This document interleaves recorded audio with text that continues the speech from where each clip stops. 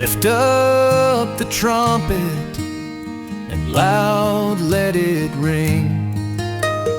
Jesus is coming again. You know what's wild? The story of Moses begins with just 70 Hebrew people entering Egypt, and by the time they leave, they've grown to over 600,000 men, plus women and children. That's roughly 2 million people standing up to one of the most powerful empires on earth. That's such a fascinating way to look at it. From a tiny family to basically a nation. How did the Egyptians let that kind of growth happen right under their noses? Well, at first the Hebrews were actually welcomed. Joseph was basically running the country as Pharaoh's right-hand man. But then, everything changed when this new dynasty came to power. The text puts it so perfectly. A new king arose who knew not Joseph. It's like watching history repeat itself, right? One generation's heroes become the next generation's threats. And what's really interesting is how the Egyptian response totally backfired. The more they tried to oppress the Hebrews, the more they multiplied. We're talking about the 18th dynasty here, literally the height of Egyptian power, and they couldn't control this minority population. You know what fascinates me about this story?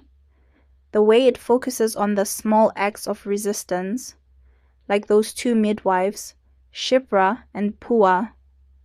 Oh man, those women were incredible.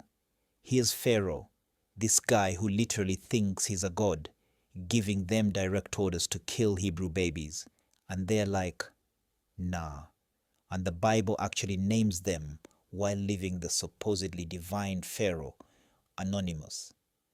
The way they outsmarted him is brilliant too. They didn't directly confront him. They just claimed Hebrew women gave birth too quickly for them to arrive in time. And then you've got Moses' story itself. Talk about irony. Pharaoh orders Hebrew boys thrown in the Nile as an offering to the Egyptian river god, and his own daughter ends up pulling one out and raising him as a prince. The historical context there is fascinating. We actually know this princess was Hatshepsut, who later became one of Egypt's most powerful female rulers. Right. And Moses gets this incredible education. We are talking about the finest military and leadership training Egypt had to offer. But what's really crucial are those first 12 years he spent with his Hebrew family. So that must have created some serious internal conflict, being raised as Egyptian royalty but knowing your true heritage. Exactly. And it all comes to a head when he kills that Egyptian taskmaster. You know, it's interesting.